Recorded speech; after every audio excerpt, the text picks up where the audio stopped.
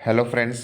इस वीडियो में हम बात करेंगे एसबीआई पीओ मेंस के एग्ज़ाम की सेफ अटेम्प्ट्स के बारे में और एक्सपेक्टेड कट ऑफ के बारे में। तो इस बार का जो एग्ज़ाम था वो काफ़ी टफ था। अभी तक की हिस्ट्री में सबसे टफ पेपर जो है इस बार देखने को मिला। इस बार काफ़ी जो है लो अटेम्प्ट्स गए हैं एस्पिरेंट्स के, तो इसका कट ऑफ पर भी सीधा सीधी असर पड़ने वाला है। कट ऑफ भी इस बार लो रहेगी। तो फ्रेंड्स इतना तो हमें पता ही था कि एसबीआई पीओ का एग्ज़ाम है, तो इसका पेपर तो टफ आना ही है और ऐसा हुआ भी। हमेशा से जो एसबीआई पीओ कुछ ना कुछ नया करता रहता है, तो इस बार भी एसबीआई पीओ ने ऐसा ही एग्ज़ाम सेट किया। क्वेश्चन काफ़ी टफ सेट किए और काफ़ी ट्रिकी भी थे। काफ़ी एस्पिरेंट तो ऐसे थे जो क्वांटिटेटिव एप्टीट्यूड में एक भी क्वेश्चन नहीं बना पाए। वो सब हम आगे डिस्कस करने वाले हैं। मैं सेक्शन वाइज भी आपको बताऊंगा कि क्या सेफ अटेम्प्ट रह सकता है। तो फ्रेंड्स इस वीडियो को पूरा शुरू से लेकर लास्ट तक देखिए, मिस मत करना। मैं इसमें सब कुछ डिस्कस करने वाला हूँ सेक्शन वाइज। तो सबसे पहले मैं आपको बता देता हूँ, जो एग्ज़ाम हमारा हुआ था 5 दिसंबर को हुआ है। तो इसमें जो है सारे सेक्शन लगभग टफ पूछे गए हैं। अगर एक इंग्लिश को अगर मैं छोड़ दूँ, इंग्लिश ऐसा है जिसमें जो इस बार जो है सिलेक्शन में जो है सबसे ज़्यादा रोल प्ले करने वाला है, क्योंकि मैथ्स, जीके और रीजनिंग सबका ये लगभग एक जैसा ही गया होगा, 2-4 क्वेश्चन आगे पीछे। और जिसने डिस्क्रिप्ट की अच्छी तैयारी की होगी उसके जो है सिलेक्शन के चांसेस काफ़ी बढ़ जाएंगे। तो फ्रेंड्स सबसे पहले हम बात कर लेते हैं पैटर्न की। तो pattern, reasoning, data interpretation, GA and English language, ये सब आपको पता है, इसके में हम डिस्कस नहीं करेंगे। तो सबसे पहले हम बात कर लेते हैं क्वांटिटेटिव एप्टीट्यूड की। तो क्वांटिटेटिव एप्टीट्यूड हमेशा की तरह टफ आया, इस बार उससे भी ज़्यादा आप टफ कह सकते हैं। तो क्वांटिटेटिव एप्टीट्यूड जो है सबसे टफ था। इसमें एक दो क्वेश्चन करना भी एस्पिरेंट को काफ़ी प्रॉब्लम हो रही थी। जिन्होंने प्रैक्टिस बहुत कम करी थी उनका एक भी क्वेश्चन नहीं बन पाया है। तो यहाँ पर जो है काफ़ी कम अटैम्प्ट्स हुए हैं। काफ़ी एस्पिरेंट ऐसे हैं जो एक भी क्वेश्चन नहीं बना पाए हैं इसमें। तो क्वांटिटेटिव एप्टीट्यूड का लेवल जो है बिल्कुल एक्सट्रीम लेवल का था। ऐसा नहीं लग रहा था कि बैंक का एग्ज़ाम हो रहा है, ऐसा लग रहा था कैट के लेवल से भी अपर का लेवल है।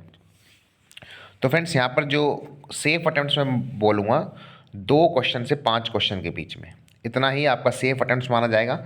और अगर आपने इसके बीच में क्वेश्चन किए हैं तो आपको टेंशन लेने की ज़रूरत नहीं है। एक आपका जो है एवरेज अटेम्प्ट है, सेफ अटेम्प्ट है, वो आपकी अच्छी प्रैक्टिस है। और अगर आपने हाईएस्ट साइड अटेम्प्ट कर दिए, 5-6 क्वेश्चन भी अटेम्प्ट किए, तो एक आपका बहुत अच्छा अटेम्प्ट माना जाएगा और आप जो है एवरेज बच्चों से आप आगे निकल जाएंगे और यही जो है फाइनल सिलेक्शन दिलाता है।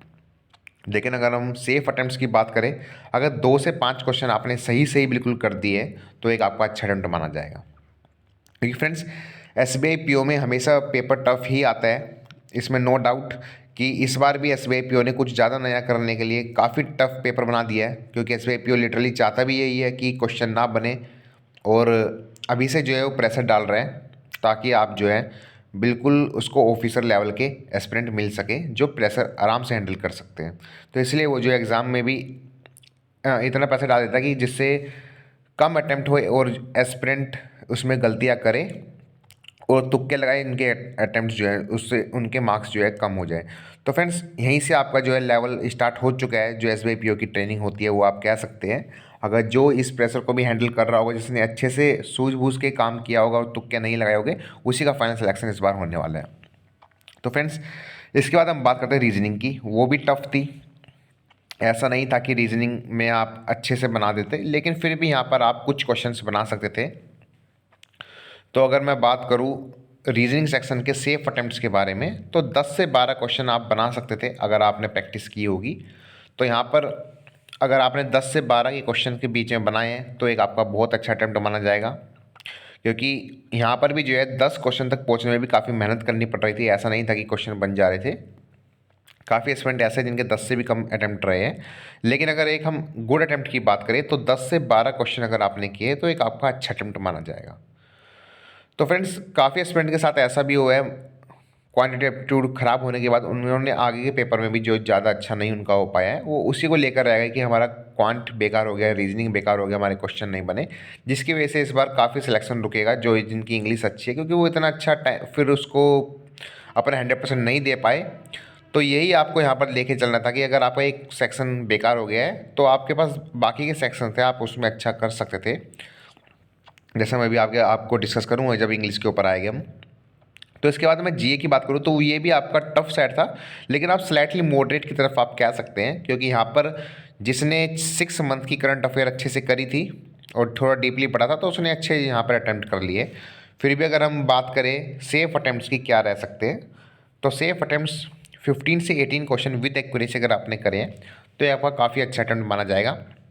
काफ़ी स्टूडेंट ऐसे भी जिनके 20+ अटैम्प्ट्स हैं, तो उन्होंने जीए अच्छे से पढ़ी थी, तो उनके 15 से 18 और 20+ क्वेश्चन उन्होंने कर लिए। लेकिन एक हम गुड अटैम्प्ट्स की बात करें तो 15 से 18 क्वेश्चन जो है गुड अटैम्प्ट्स में माने जाएंगे।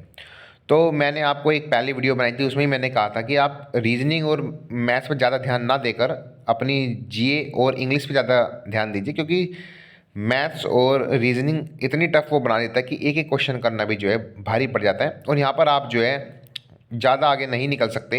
एक जिनकी मैथ्स और रीजनिंग वीक है और जिनकी स्ट्रॉन्ग है, हार्डली आपका 2 से 4 क्वेश्चन का ही फ़र्क पड़ेगा। लेकिन अगर आपने इंग्लिश और जीए पे ध्यान दे दिया है तो वहाँ पे आप काफ़ी अच्छी लीड दे सकते हैं बाकी स्टूडेंट्स को, और अपना सिलेक्शन के चांसेस जो है फाइनल कर सकते हैं। तो ये मैंने सेफ अटेम्प्ट्स आपको बता दिए 15 से 18 क्वेश्चन इन जीए।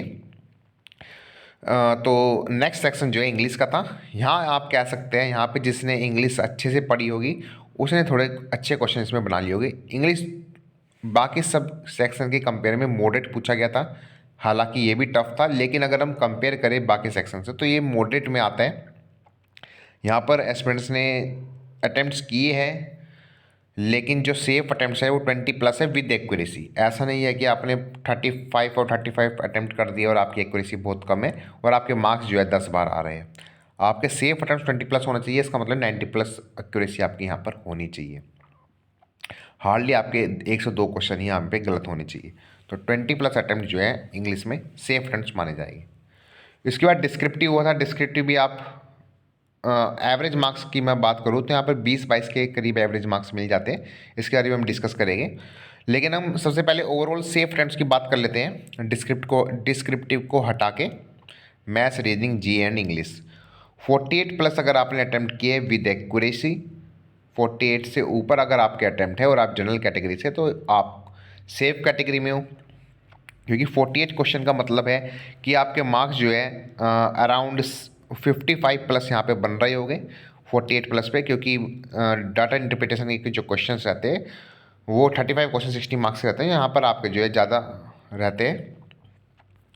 और डिस्क्रिप्टिव की अगर मैं बात करूँ, ऑन एन एवरेज अगर आपने फॉर्मेट अच्छे से किया है और आपने अच्छे से थोड़ा सा मैटर लिख दिया है तो यहाँ पर आपको ऑन एन एवरेज 25 के आसपास आपको मार्क्स मिल जाएंगे। तो डिस्क्रिप्टिव में 25 ला के चल रहा हूँ, और अगर आपने ओवरऑल अटैम्प्ट किए 48+ तो आप यहाँ पे 70+ जो है स्कोर आपका इजीली हो जाएगा जनरल कैटेगरी से। और इस बार की मैं कट ऑफ की बात करूँ तो पिछले साल की कट ऑफ से कम जाने वाली ये जाहिर सी बात है, और यहाँ पर आपके मैं कट ऑफ दिखा देता हूँ। एक्सपेक्टेड कट ऑफ जनरल की 70+ -2 आप ले सकते हैं, इससे ज़्यादा कट ऑफ नहीं जाएगी। 71 72 जो है मैक्सिमम कट ऑफ रहेगी। और OBC WS की बात करें 66+ -2, SC ST कट ऑफ 58+ -2। तो अगर आपके अटैम्प्ट्स 48+ और आपने डिस्क्रिप्टिव ठीक ठाक लिख दिया है 25 पे आप यहाँ पे मार्क्स मान सकते हैं, तो आपके 75+ मार्क्स यहाँ पे बन जाते हैं, 70+ मार्क्स, और यहाँ पे आप जो है कट ऑफ को क्लियर कर लेंगे। तो फ्रेंड्स आपको इस बार टेंशन लेने की ज़रूरत नहीं है। अगर आपने अच्छा अटैम्प्ट किया है, इंग्लिश और डिस्क्रिप्टिव आपने सही कर दिया है, मैथ्स रीजनिंग लगभग सबका एक जैसा ही गया है, अगर आपने थोड़े से भी उनसे एवरेज मार्क्स से ज़्यादा कर दिए तो आपका सिलेक्शन 100% हो जाएगा। अब आप इंटरव्यू पे ध्यान दीजिए अच्छे से, और अपने इंटरव्यू की तैयारी को ना छोड़िए। जिनके भी 48+ अटैम्प्ट हो रहे हैं या उसके आसपास भी है, तो अपनी तैयारी को आप अच्छे से करिए और इंटरव्यू की तैयारी कीजिए। तो फिर नेक्स्ट वीडियो में मैं लेके आऊँगा जिनका क्वेश्चन काफ़ी कम हुए हैं तो उनके लिए क्या स्ट्रेटजी रहनी चाहिए, अब उनको आगे क्या करना चाहिए, और बाकी जिनके एग्ज़ाम अच्छा गया है वो अपने इंटरव्यू के लिए प्रिपेयर कीजिए। तो फ्रेंड्स इस वीडियो में इतना ही। Thank you friend, have a nice day.